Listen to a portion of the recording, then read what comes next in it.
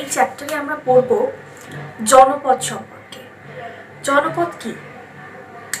প্রাচীন ভারতে গ্রামের থেকে বড় অঞ্চলকে বলা হতো জন, বা আমরা সেভাবে দেখতে গেলে এর পিছনে আরও একটা কনসেপ্ট আছে। জনপদ কথাটাকে ভাঙলে দুটো ওয়ার্ড বেরোয়, জন ও পদ।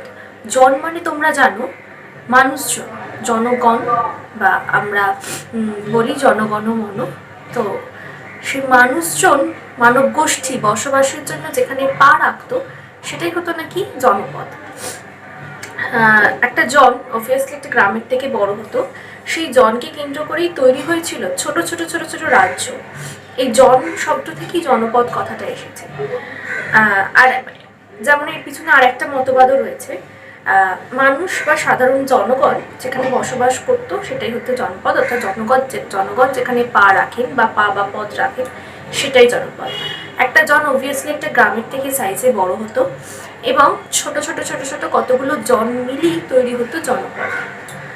এই খ্রিস্টীয় ষোড়শ শতকে ভারতীয় উপমহাদেশে এরকম 16টা মহাজনপদ গড়ে উঠেছিল। কটা? 16টা। এই 16টা মহাজনপদের নাম আমি স্ক্রিনে দিয়ে দিচ্ছি।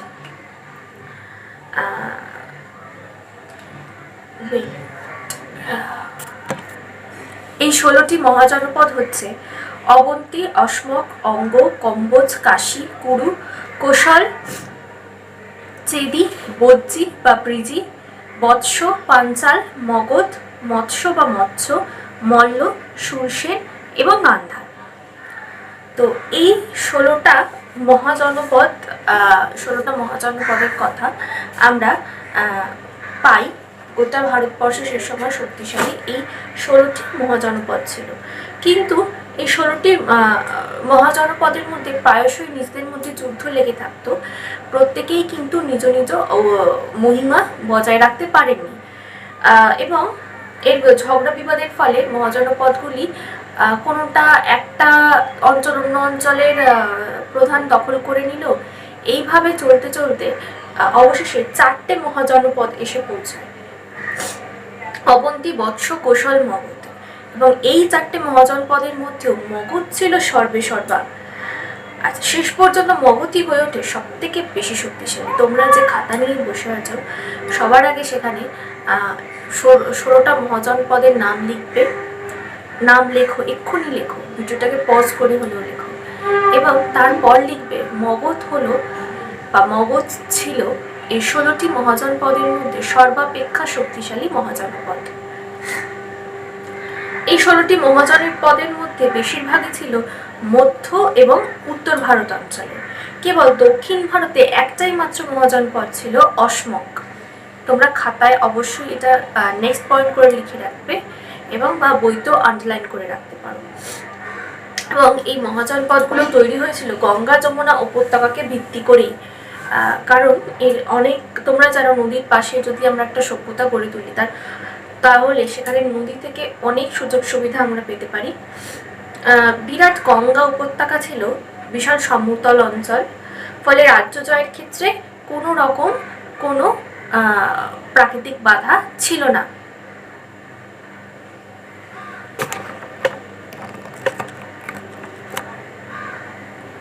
রাজ্য জয়ের ক্ষেত্রে কোনো রকম কোনো প্রাকৃতিক বাধা ছিল না,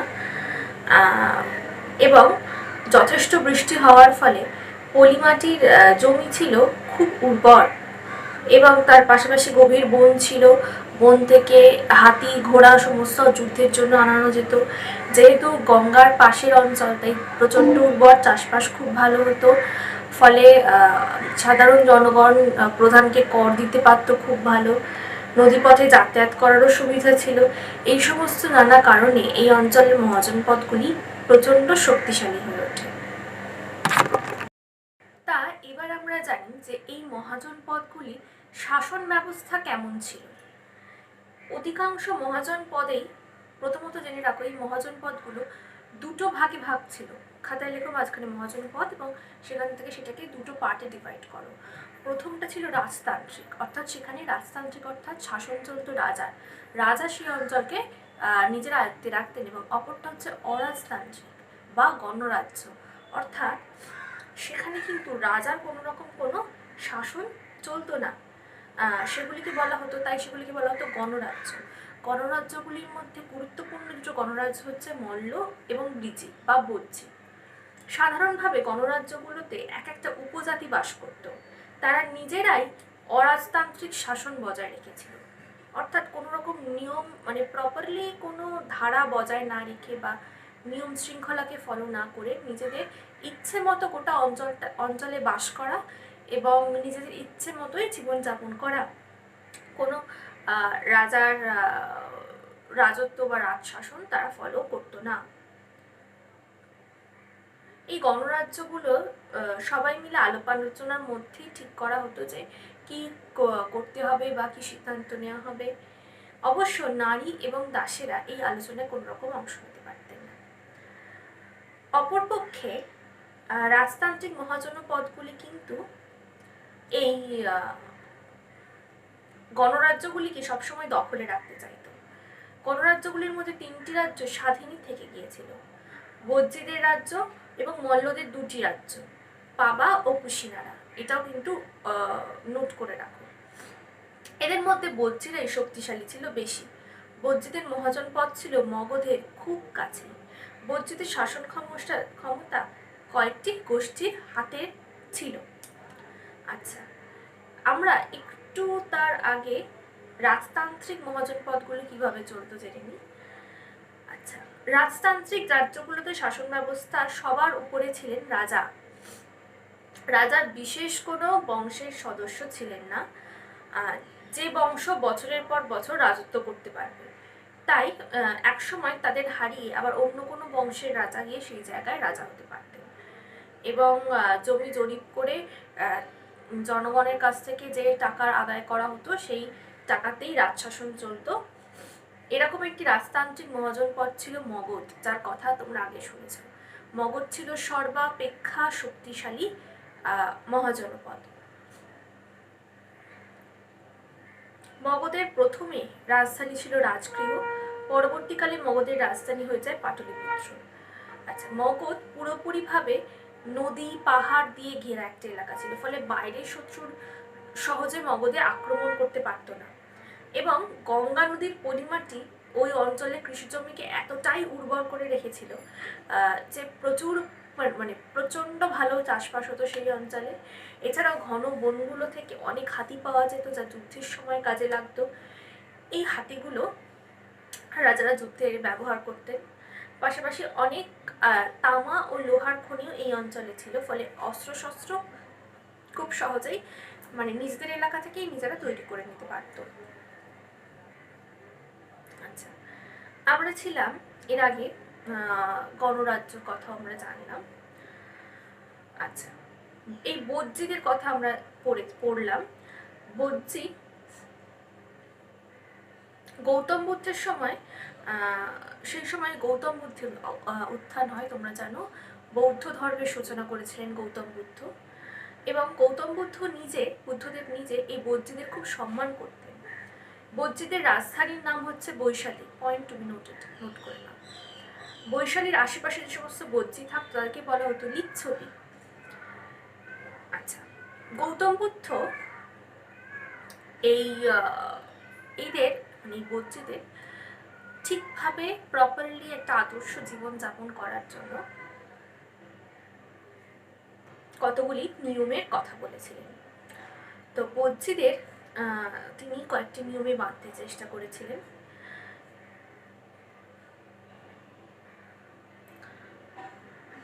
বজ্জিদের এই নিয়মগুলো হচ্ছে, বজ্জিদের প্রায় সভা করে করে রাজ্য চালাতে হবে, অর্থাৎ এরা হটকারিতার মতো বা অরাজকতা ভাবে রাজ্য শাসন করলে চলবে না, সেভাবে তো একটা রাজ্য চলতে পারে না। এবং বজ্জিদের কাজ সবাই মিলে একজোট হয়ে করতে হবে, অর্থাৎ তাদেরকে একমত হতে হবে।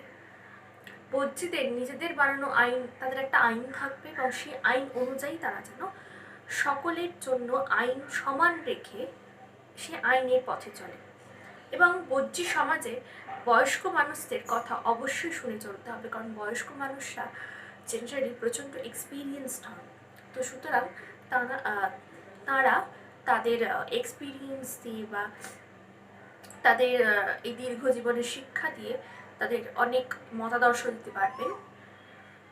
বজ্জী সমাজের বয়স্ক মানুষদের কথা শুনে চলতে এবং তাদের সম্মান করতে হবে। বজ্জী সমাজের নারীদের সবসময় সম্মান করতে হবে এবং বজ্জীদের সমস্ত দেবতার মন্দিরগুলোকে অত্যন্ত যত্ন নিয়ে চালাতে হবে। তার সাথে কোনো রকম কোনো গাছপালা বা পশু পাখির ওপর অত্যাচার করা যাবে না। তো বজ্জীদের এই 7টি নিয়মের কথা জানিয়েছিলেন গৌতম বুদ্ধ। আচ্ছা, this is the part of end 1, এরপর part 2 আসবে। So guys, this is the part 2 of your history chapter 5. ঠিক আছে, আগের পার্টে আমরা জেনেছি মহাজনপদের কথা, বা মহাজনপদ থেকে মহাজনপদ দু রকমের ছিল, একটা রাজতান্ত্রিক আর একটা গণরাজ্য। তো এরপর এইভাবে তো রাজ্য চলছিল, খুব ভালো, মানুষরা কৃষিকাজ করে জীবনযাপন করছিল। পরবর্তীকালে কৃষিকাজই তাদের প্রধান জীবিকায় পরিণত হয়। কিন্তু তার সাথে সাথে শুধু কৃষিকাজ হলে তো হবে না, ব্যবসা বাণিজ্যকেও এগিয়ে নিয়ে যেতে হবে। ফলে সমাজে আরও একটা অংশ মানুষ তৈরি হয় যারা ব্যবসা বাণিজ্য দেখাশোনা করতে, এবং একটা অংশ তৈরি হয় যারা কারিগর ছিল। ধর্ম গড়ে ওঠে, বিভিন্ন ধরনের পুরনো ধর্মই তাদের চলতে থাকে। সেই ধর্মের যজ্ঞ হতো, পশুবলি হতো, এবং তার সাথে যুদ্ধও কিন্তু চলছিল। কিসের যুদ্ধ? একটা অঞ্চলকে অন্য অঞ্চলে দখলের লড়াই, দখলের যুদ্ধ। এবং সেই যুদ্ধে যা ক্ষতি হতো তা কিন্তু মেটাতে হতো সাধারণ জনগণকে। চাষের জন্য গবাদি পশু প্রয়োজন হতো, তাই যজ্ঞে পশু বলি দেওয়া কৃষকদের পক্ষে কিন্তু সম্ভবকর আর হয়ে উঠছিল না। পাশাপাশি অন্যান্য জনপদ এবং উপজাতিগুলোর মধ্যেও লড়াই চলতেই থাকছিল। ধর্মের নামে বেড়ে উঠেছিল আড়ম্বর ও আরো নানা ধরনের আচার অনুষ্ঠান। আগে সমাজ কাজের ভিত্তিতে চললেও পরবর্তীকালে সমাজে জাতপাত বা ভেদাভেদ সৃষ্টি হয়ে যায়, এবং জন্মগত বিচারে মানুষ মানুষকে ছোট বা বড় হেয় জ্ঞান করতে থাকে। তো যাই হোক, এদিকে ব্রাহ্মণরা প্রমাণ করতে চাইতো তারাই সমাজের সর্বেসর্বা, অপরদিকে ক্ষত্রিয়রা মনে করতো তাদের কাছে অস্ত্রশস্ত্র আছে, সুতরাং তারাই সবার থেকে বেশি শক্তিশালী। এরকম অবস্থায় সমাজ খুব বিশৃঙ্খল পরিস্থিতিতে পৌঁছে যাচ্ছিল। সমাজে কোনো সুস্থিরতা ছিল না। মানুষের প্রয়োজন ছিল নতুন কোনো মতাদর্শে, যা তারা অনুসরণ করে এগিয়ে চলবে একটি যথাযথ প্রপার জীবনযাত্রার দিকে। এই সময় মানুষ এই আর যে ধর্মগুলো চলছিল সেগুলো অনেক জটিল ছিল, অনেক কমপ্লেক্স হয়ে যাচ্ছিল। মানুষ অপেক্ষাকৃত একটু সরল ধর্ম চাইছিল, যেখানে এত আড়ম্বর নেই। ধর্মের নামে একটা মানুষের ক্ষমতা নেই, অথচ তাকে ধর্মের নামে নানা ধরনের রিচুয়ালস করে যেতে হচ্ছে, যার অর্থ সে নিজেই বুঝতে পারছে না, কেন করছে, কি কারণে করছে, যার বিন্দুমাত্র ফলও সে নিজে ভোগ করতে পারছে না। তো এমন সময় মানুষ চাইছিল খুব সরল সাদাসিধে কোনো ধর্মে। এই সময় ধর্মের দুটি নতুন ধর্মের উৎপত্তি হয়, একটি জৈন ধর্ম এবং অপরটি হচ্ছে বৌদ্ধ ধর্ম। প্রথমে আমরা জানি জৈন ধর্ম সম্পর্কে। নতুন তৈরি হওয়া ধর্মমতগুলির মধ্যে জৈন ধর্ম ছিল অন্যতম প্রধান ধর্ম। এই ধর্মের প্রচারকদের বলা হতো তীর্থঙ্কর। জৈন ধর্মে মোট 24 জন তীর্থঙ্কর ছিলেন। তাদের মধ্যে শেষ দুজন হলেন পার্শ্বনাথ এবং বর্ধমান মহাবীর। পার্শ্বনাথ ছিলেন কাশীর রাজপুত্র। তিনি মহাবীরের প্রায় 250 বছর আগের মানুষ। বর্ধমান মহাবীর লিচ্ছবি বংশের ক্ষত্রিয় রাজকুমার ছিলেন। বজ্জী জনপদদের সঙ্গে লিচ্ছবিদের ভালো যোগাযোগ ছিল। 30 বছর বয়সে তিনি সংসার ছেড়ে তপস্যা করতে চলে যান এবং টানা 12 বছর অনেক কষ্ট মেনেও তপস্যা করতে থাকেন। শেষ পর্যন্ত তিনি সর্বজ্ঞানী হন এবং কেবলিং নামে পরিচিত হন। দীর্ঘ 30 বছর মহাবীর জৈন ধর্ম প্রচার করেন এবং আনুমানিক 72 বছর বয়সে পাবা নগরীতে তিনি অনশন করেন মহাবীর, এবং সেখানেই তার মৃত্যু হয়। জৈন ধর্মে মূলত 4টি মূল নীতি ছিল যেগুলো জৈন ধর্মের অনুগামীদের মেনে চলতেই হতো। প্রথমত হচ্ছে কোনো রকম কোনো প্রাণী হত্যা করা যাবে না, দ্বিতীয়ত মিথ্যে কথা বলা যাবে না, তৃতীয়ত অন্যের জিনিস না বলে ছিনিয়ে নেওয়া যাবে না, এবং নিজের সম্পত্তি তৈরি করা যাবে না। এখানে সম্পত্তি অর্থাৎ মানুষ ধনকে বলেছেন, প্রচুর প্রাচুর্য, ধন প্রাচুর্যকে বলেছেন। এবার তোমাদের মনে হতে পারে কেন টাকা পয়সা নিজে উপার্জন করব, এতে সমস্যা কি আছে? কিন্তু মহাবীর দেখেছিলেন যে একটা মানুষ যখন অর্থ উপার্জনের নেশায় মগ্ন হয়ে যায় তখন তার মধ্যে লালসা আরো বাড়তে থাকে। মানুষের আকাঙ্ক্ষা তো অপরিসীম, মানুষের আকাঙ্ক্ষার কোনো শেষ হয় না। মানুষ এতটা পরিমাণ যদি অর্থ উপার্জন করতে পারে, পরের দিন সে স্বপ্ন দেখে সে এতটা পরিমাণ, তারপরের দিন এতটা, এবং এইভাবে দিনের পর দিন তার লালসা বাড়তে থাকে। এবং একটা সময় সে অন্ধ হয়ে গিয়ে সে নিজেও বুঝতে পারে না কিভাবে সে দরিদ্র অসহায় মানুষের উপর অত্যাচার করে ফেলছে এবং তাদের নিঃশেষিত করে সে ধর্ম উপার্জন করছে। তাই তিনি তার শেষ নীতিতে বলে যান যে নিজের জন্য কোনো সম্পত্তি তৈরি করে রাখা যাবে না। পার্শ্বনাথ এই চারটি মূল নীতিকে মেনে চলার কথা বলেছিলেন, যা পরবর্তীকালে চতুর্যাম ব্রত নামে পরিচিত হয়। মহাবীর এই চারটি নীতির সঙ্গে আরো একটি নীতি যোগ করেন। তার মতে ব্রহ্মচর্য নীতিও জৈনদের মেনে চলা উচিত। তোমরা জানো প্রথমে চতুরাশ্রমে চারটি ব্রত তোমরা পড়েছ, ব্রাহ্মণ, গার্হস্থ্য, বানপ্রস্থ, সন্ন্যাস। না, এটা ছিল, আর একটা ছিল যে ব্রহ্মচর্য, গার্হস্থ্য, বানপ্রস্থ, সন্ন্যাস।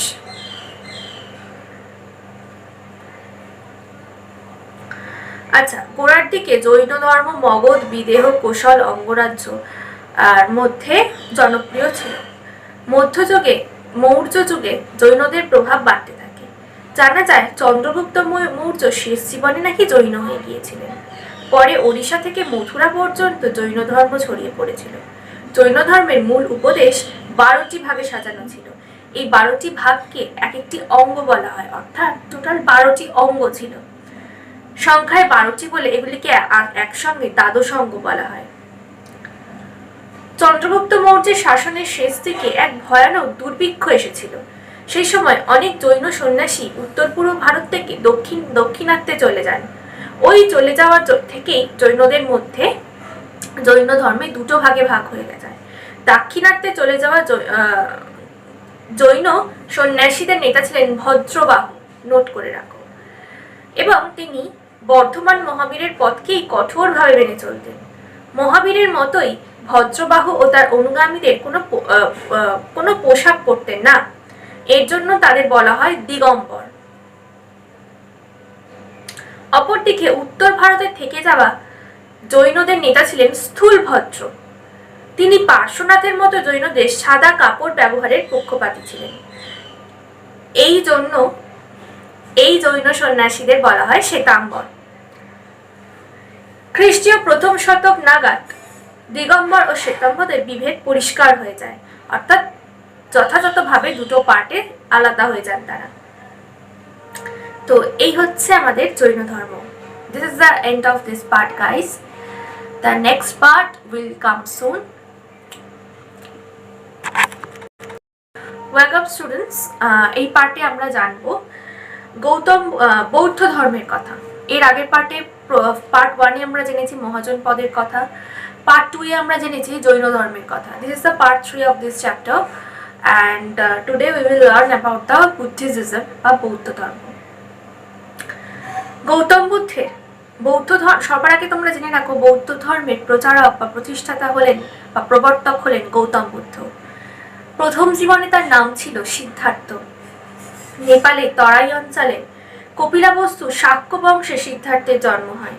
সিদ্ধার্থ মহাবীরের মতো ক্ষত্রিয় বংশের মানুষ ছিলেন, অর্থাৎ রাজার ছেলে ছিলেন। 29 বছর বয়সে সিদ্ধার্থ সংসার ছেড়ে তপস্যা করতে চলে যান। প্রায় 6 বছর তপস্যা করার পর সিদ্ধার্থ বোধি বা জ্ঞান লাভ করেন। বোধি লাভ করার জন্যই তার নাম হয়েছিল বুদ্ধ। তাই তার প্রচারিত ধর্মকে বৌদ্ধ ধর্ম বলা হয়। সিদ্ধার্থ গয়ার কাছাকাছি একটি পিপল গাছের নিচে বা অশ্বত্থ গাছ যেটা হচ্ছে নিচে তপস্যা করেছিলেন। সেখানেই তার বোধি বা জ্ঞান লাভ হয়। ওই গাছটিকে বোধি বৃক্ষ বলা হয়। গয়া থেকে গৌতম বুদ্ধের বারাণসী সারনাথ যান এবং সেখানে 5 জন সঙ্গী তার উপদেশ প্রথম প্রচার করেন। এই 5 জনই তার প্রথম শিষ্য হয়েছিলেন। তাদের কাছে তিনি মানুষের জীবনের দুঃখের কারণগুলি ব্যাখ্যা করেন। পরবর্তী সময় ওই ঘটনাকে ধর্মচক্র প্রবর্তন বলা হয়।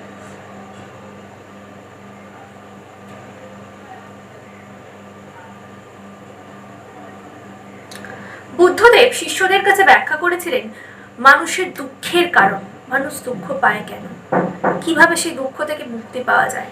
মনে রেখো, আমার মনে আছে বুদ্ধদেব বলেছিলেন মানুষের দুঃখের কারণ মানুষ নিজেই। অর্থাৎ একটা মানুষের জীবনে যা যা বাধা বিঘ্ন, তার দুঃখ, তার সমস্যা, এর মূলে কিন্তু আছে সেই মানুষটি নিজেই। এর জন্য সে অদৃষ্ট, ভাগ্য বা যাকেই দায় করে থাকুক না কেন, সেটা কিন্তু সম্পূর্ণভাবে শুধুমাত্র নিজেকে সান্ত্বনা দেওয়ার জন্য। যাকে প্রতিটি তার দেওয়া প্রতিটি উপদেশকে বলা হচ্ছে আর্য সত্য, এবং এরকম 4টি উপদেশকে একসঙ্গে বলা হয় চতুরার্য সত্য। দুঃখ থেকে মুক্তি পাওয়ার জন্য তিনি 8টি উপায়ের কথা বলেন। সেই 8টি উপায়কে বলা হয় অষ্টাঙ্গিক মার্গ।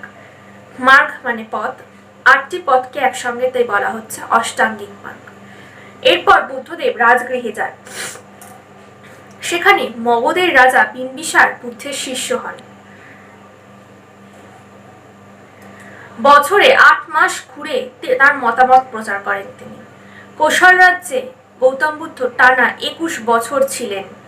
প্রায় 45 বছর ধর্মপ্রচারের পর কুশীনগরে গৌতম বুদ্ধের মৃত্যু হয়।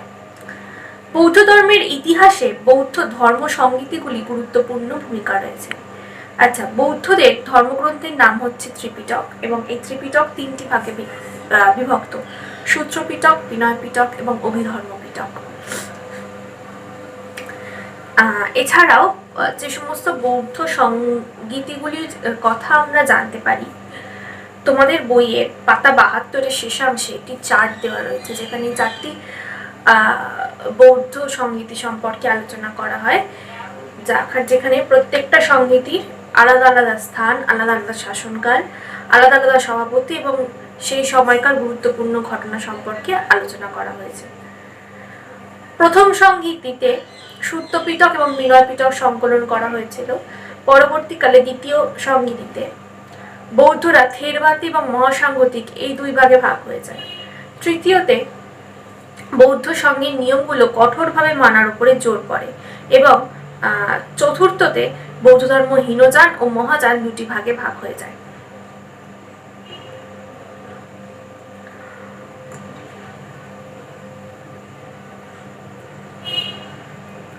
আচ্ছা, মহাবীরের সঙ্গে বর্ধমান মহাবীরের সাথে গৌতম বুদ্ধের কিছু কিছু বিষয় মিল ছিল। তারা দুজনেই ক্ষত্রিয় পরিবারের মানুষ ছিলেন।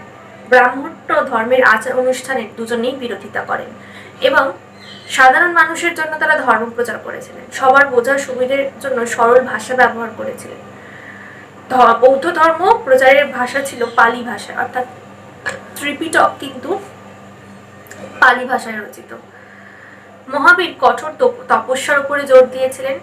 অপরপক্ষে গৌতম বুদ্ধ মনে করেছিলেন কঠোর তপস্যা বা নির্বাণ মুক্তি লাভের উপায় নয়। আবার চূড়ান্ত ভোগবিলাসেও মুক্তির খোঁজ পাওয়া যায় না। বুদ্ধ তাই মধ্যম প্রতিপদা বা মধ্যপন্থার কথা বলেছিলেন।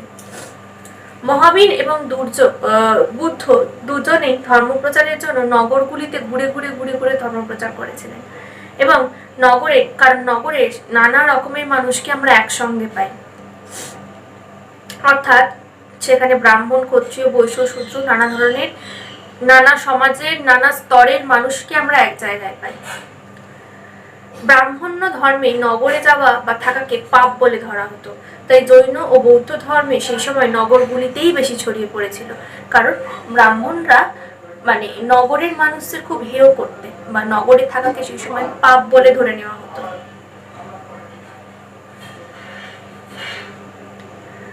আচ্ছা, ত্রিপিটকে জাতকের নামে কিছু গল্প আছে। মনে করা হয় গৌতম বুদ্ধ যখন বোধি লাভ করেন তখন তিনি তার পূর্বজন্মের সমস্ত কথা মনে করার ক্ষমতা লাভ করেছিলেন এবং সেখান থেকেই তার পূর্বজন্মের বিভিন্ন ঘটনা বা গল্প তিনি তার শিষ্যদের গল্প আকারে শোনাতেন এবং এই গল্পগুলোই জাতকের গল্প নামে পরিচিত। এই গল্পগুলি পালি ভাষায় রচিত সংকলিত অবস্থায় রয়েছে। আচ্ছা, তোমাদের বইতে বেশ কিছু গল্পের উদাহরণও দেওয়া রয়েছে জাতকের গল্পের, সেগুলো তোমরা পড়বে, ভালো লাগবে তোমাদের। এবং মনে রেখো এই সমস্ত গল্পই কিন্তু তৈরি হয়েছিল মানুষকে অন্যায় পথে বা পাপ পথে না চালিত করে খুব সহজ সরল পথে মানুষ যাতে নিজেদের জীবনটাকে অতিবাহিত করতে পারে সেই দিকে নজর দিয়ে। অর্থাৎ দেখো, ব্রাহ্মণরা সমাজে উঁচু পদে থাকতো ঠিকই, কিন্তু তারা অন্যায়ভাবে সমাজের বাকি মানুষদের শোষণ করার চেষ্টা করত, অন্যায়ভাবে পাপের ভয় দেখিয়ে তাদের কাছ থেকে নানা ধরনের অর্থ, খাদ্য সামগ্রী, বস্ত্র লুটপাট করত। এটাকে এক অর্থে লুটপাট করাই বলা চলে। অপরপক্ষে ক্ষত্রিয়রা মনে করতো তারাই সর্বশক্তিমান, কারণ তাদের কাছে অস্ত্র শস্ত্র আছে, তারা হিংসা করে, মানে তারা মোট কথা হিংসা ছড়াতো। আমার তো মনে হয় তাই, অস্ত্রের ভয় দেখিয়ে মানুষের মধ্যে থেকে ভালোবাসা জন্মানো যায় না। তো মানুষকে তারা ডমিনেট করার চেষ্টা করতো। অপরপক্ষে সমাজে জাতপাত, ভেদাভেদ, উঁচু নিচু শ্রেণী সৃষ্টি হয়ে গেছিল। সেই জায়গা থেকে দুজনেই, মহাবীর এবং বুদ্ধদেব দুজনেই এই পাপ বা এই অসামাজিকতাকে বর্জন করে খুব সহজ সরল উপায় শান্তিতে সংসার জীবন পরিচালনা করার কথা বলেছেন। তো এখানেই শেষ হচ্ছে আমাদের এই চ্যাপ্টারটা। তোমরা অনুশীলনী করবে। অ্যান্ড আগের ভিডিওগুলোতে তোমরা খুব কম কমেন্ট করেছো, আমি চাই তোমরা অনেক বেশি করে ভিডিওগুলোতে কমেন্ট করো। দ্যাটস ওয়াই আমার কাছে ক্লিয়ার হবে যে তোমরা কোন ব্যাপারগুলো ভালোভাবে বুঝছো বা ভালোভাবে বুঝতে পারছো না। লিসেন, এই বাইরে এতটাই প্যান্ডেমিক ছড়িয়ে পড়েছে, লিটারালি, মানে বেসিক্যালি আমি বাস করি হাওড়ায়, আমি থাকি হাওড়ায়, অ্যান্ড হাওড়ার situation you all know that it's very very worse, ভীষণ খারাপ অবস্থা। তো এই অবস্থায় আমি তো মনে করি যে শুধু লকডাউন তুললে কেন, তারপরেও কোনো রকমের বাচ্চাদের বাইরে বেরোনো উচিতই নয়, তাদের সুস্থ থাকাটা সবার আগে প্রয়োজন। অ্যান্ড দ্যাটস ওয়াই আমরা এইভাবে পড়াশোনার পথটাকে বেছে নিয়েছি। তো আমি সামনে থাকলে আমার কাছে আমার স্টুডেন্টরা প্রচুর প্রশ্ন করে, আন্টি এটা কেন হলো, আন্টি ওটা কেন হলো, আন্টি ওটা কেন বলেছিল। তো এই সময় তো আমি তাদের সরাসরি আমার কাছে পাচ্ছি না। তো সমস্ত ভিউয়ার্সদের আমি রিকোয়েস্ট করছি, যদি তাদের কোনো জায়গায় সমস্যা হয় বা কোনো বিষয় সম্পর্কে তারা আরও বেশি জানতে চায়, অবশ্যই আমাকে যেন কমেন্ট সেকশনে জানায়। আমি তাদের জন্য আরও নতুন নতুন ভিডিও তৈরি করব বা তাদেরকে ব্যাপারগুলো তাদের কাছে ক্লিয়ার করে দেওয়ার চেষ্টা করব। এবং একই সাথে তারা অন্য কোনো বিষয় বা অন্য কোনো চ্যাপ্টার নিয়ে যদি কোনো ভিডিও দেখতে চায়, সেটাও আমাকে কমেন্ট সেকশনে জানাতে পারে। যে কোনো ক্লাসের যে কোনো সাবজেক্টে যে কোনো বিষয়ে আমাকে জানাতে পারে, মানে যে কোনো ক্লাসের means I want to mean that up to class 8 পর্যন্ত অল সাবজেক্ট অ্যান্ড 9-10 বায়োলজি, অর্থাৎ life science, physical science and ম্যাথের উপরে কারোর কোনো ডাউটস থাকলে আমাকে জানাবে কমেন্ট সেকশনে। আমি চেষ্টা করব তাদের ডাউটস ক্লিয়ার করে দেওয়ার বা তাদের সমস্যার উপরে বা তাদের সাবজেক্টের চ্যাপ্টারের উপরে নতুন নতুন ভিডিও আপলোড করার। বাড়িতে থাকো এবং অবশ্যই সুস্থ থাকো।